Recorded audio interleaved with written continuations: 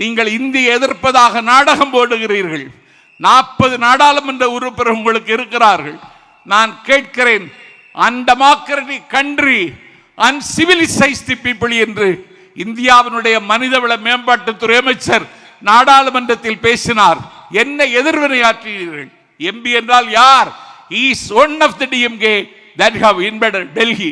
டெல்லியோடு மோத, டெல்லியோடு யுத்தம் செய்ய, டெல்லியில் குவிந்து கிடக்கிற அதிகாரங்களை உடைத்து நொறுக்குகிற படைக்கலன் நான் ஒரு எம்பி. அந்த கடமையை செய்தீர்களா? நாடு பார்த்து கொண்டிருக்கிறது.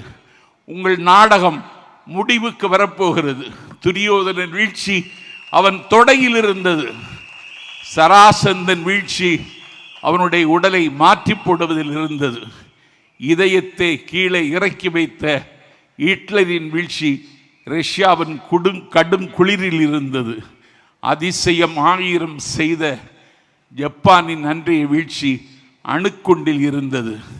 ஒரு வல்லாதிக்கத்தின் வீழ்ச்சி அண்ணாவின் சென்னாவில் இருந்தது.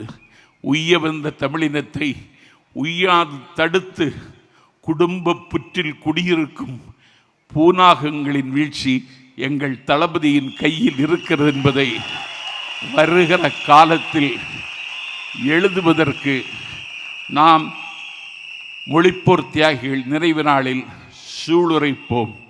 வருகிற காலம் நம் காலம். வருகிற காலம் தமிழக வெற்றி கழகத்தின் காலம்.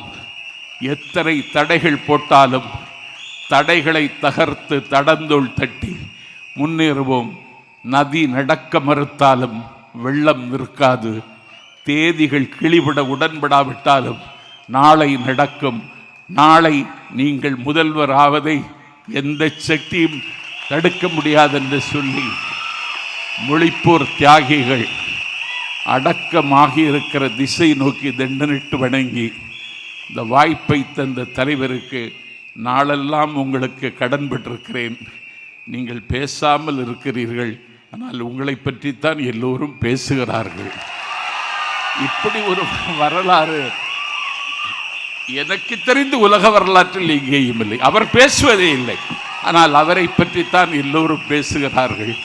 கானப்பறவையின் கலகலை என்று சொல்லக்கூடிய ஓசையும், தயிர் கடையர் பொழுது வருகிற மத்து ஓசையும், மதகை உடைத்து கொண்டு வருகிற தண்ணீரின் ஓசையும், உழவன் பாடுகிற அந்த ஓசையும், ஆலயமணியின் ஓசையும், எல்லா ஓசையும் விட இப்பொழுது நல்ல ஓசை விசில் ஓசை.